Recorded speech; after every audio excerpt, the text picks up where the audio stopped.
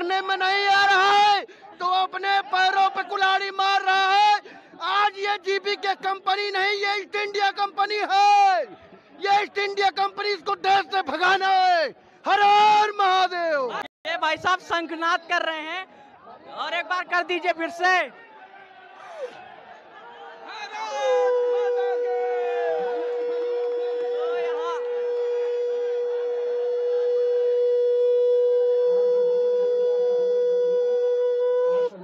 शंखनाद करके यहाँ पे इन्होंने घोषणा कर दी है कि ये तैयार है सरकार के खिलाफ लड़ने।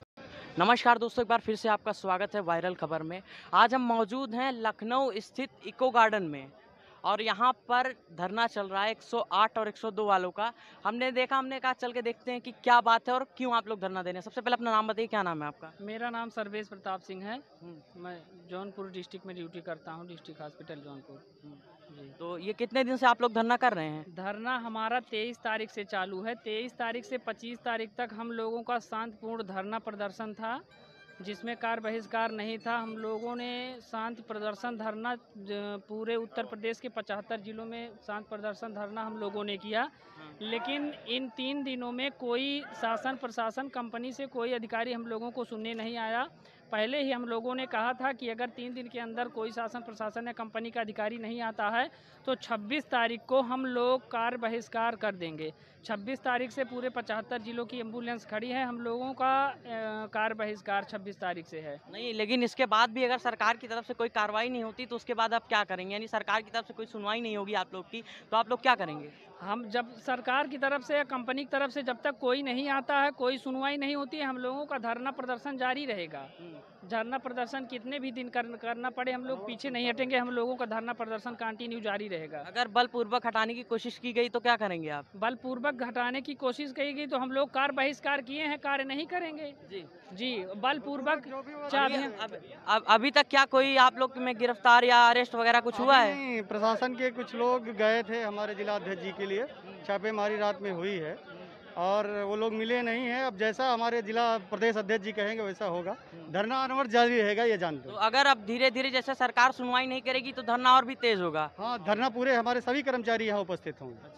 तो आपको दिखा दें, आप पहले चारों तरफ दिखा दीजिए कि कितनी भारी संख्या में लोग यहाँ पर एकत्रित हुए हैं। करीब 20,000 की संख्या में लोग यहाँ पर एकत्रित हुए हैं और सरकार के खिलाफ जमकर नारेबाजी चल रही है क्योंकि इनकी सुनवाई नहीं हो रही है।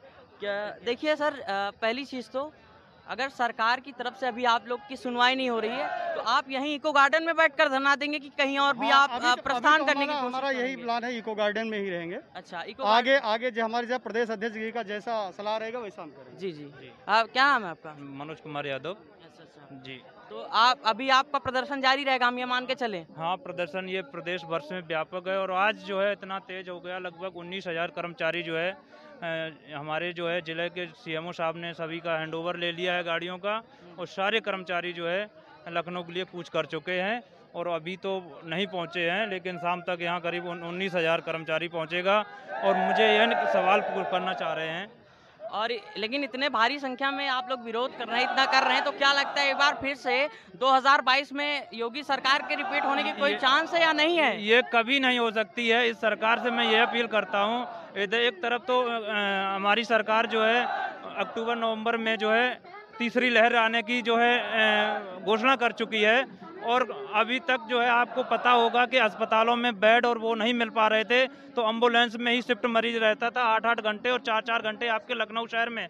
मुझे तो ये लग रहा है सरकार की ये मंशा है कि जो एम्बुलेंस सेवा समय से मिल रही थी कोरोना काल के समय में, वो तीसरे लहर में एम्बुलेंस की सेवा भी ना मिल पाए, ये लहर है। इसीलिए सरकार ने आज हमको 5 दिन हो गए संघर्ष करते हुए, तब जो है इतने दिनों से धरना चल रहा है, सरकार अभी हमारे बीच में नहीं आई, तो सरकार की क्या मंशा कही जाए? जी, इन लोगों का कहना बिल्कुल सही है कि इतने दिनों से धरना करने के बाद भी सरकार की तरफ से कोई सुनवाई नहीं हो रही है, क्योंकि जब कोरोना काल में आदमी के घर वाले उसको नहीं छू रहे थे, उसके परिवार वाले उसको नहीं छू रहे थे, तब ये वही योद्धा हैं, ये वही स्वास्थ्य कर्मी हैं जिन्होंने अपनी जान का जोखिम डाल करके हमारे घर वालों को बचाया। यानी जिन बॉडी को घर वाले तक नहीं लेने को तैयार थे, ये वही स्वास्थ्य कर्मी हैं, ये वही स्वास्थ्य कर्मी हैं जो अपनी जान का जोखिम डाल करके हमारे और आपके परिवार वालों की जान बचाते थे, एक कॉल करने पर पहुंच जाते थे, और आज इन्हीं की सुनवाई नहीं कर रही है सरकार। बंद करो।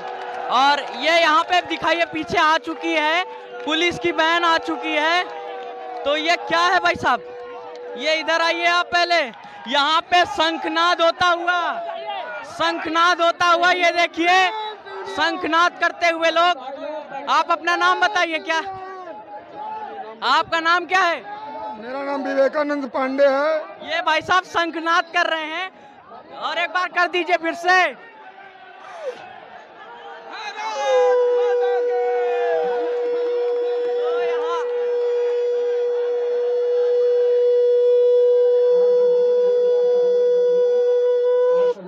शंखनाद करके यहाँ पे इन्होंने घोषणा कर दी है कि ये तैयार है सरकार के खिलाफ लड़ने के लिए। और एक बार फिर से सरकार चाहे कितने भी हथकंडे अपना ले, चाहे बलपूर्वक, लेकिन ये सरकार के खिलाफ बोलेंगे जरूर। आप ये बताइए। देखिए, हम लोगों से प्रशासन ने चाबियां छीनी है। हाँ। हमारे भाइयों को, एमटी पायलट भाइयों को बहराइच से गिरफ्तार किया गया है। सिटी मजिस्ट्रेट ने कहा है कि हमने उनके ऊपर कोई FIR नहीं की, हमने उनके ऊपर कोई धारा नहीं लगाई, फिर भी उनको रात को 1:30 बजे क्यों छोड़ा गया?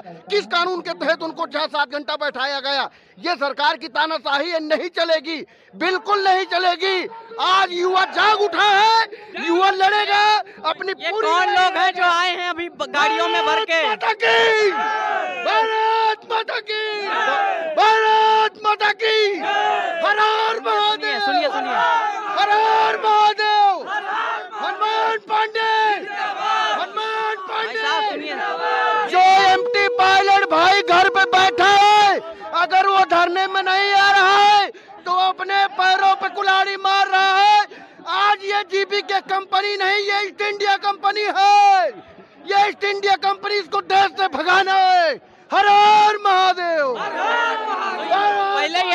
पहले ये बताइए कौन लोग हैं जो भी गाड़ियों में भर के आए हैं? ये हमारे एम्बुलेंस कर्मचारी हैं, जिनको प्रशासन फर्जी तरीके से गिरफ्तार कर रहा है। क्या कारण है भाई, क्यों प्रशासन ने गिरफ्तार किया? आपने वजह नहीं पूछी? देखिए भाइयों, जब कोई युवा वर्ग प्रदेश में अपनी आवाज को उठाता है तो पहले प्रशासन उसके ऊपर दबाव बनाता है।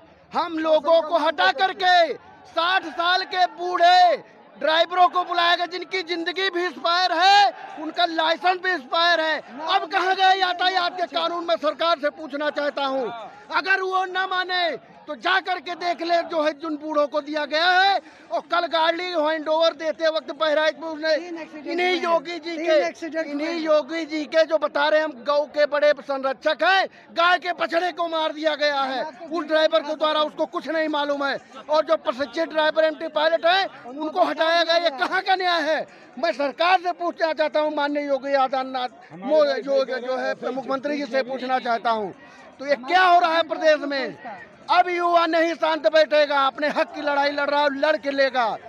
इसके बाद भी क्या लगता है, कोई मौका है, कोई चांस है योगी जी का आने का 2022 में? देखिए जवाब देंगे। आप बताइए, आपका नाम क्या है पहले? मेरा नाम विवेकानंद पांडे है। मैं पांडे हैं, तो क्या योगी जी को तब भी नहीं करेंगे क्या? योगी जी हमें ब्राह्मणों को तो परमानेंट वोट बैंक मान के चल रहे हैं। हमें विकास चाहिए।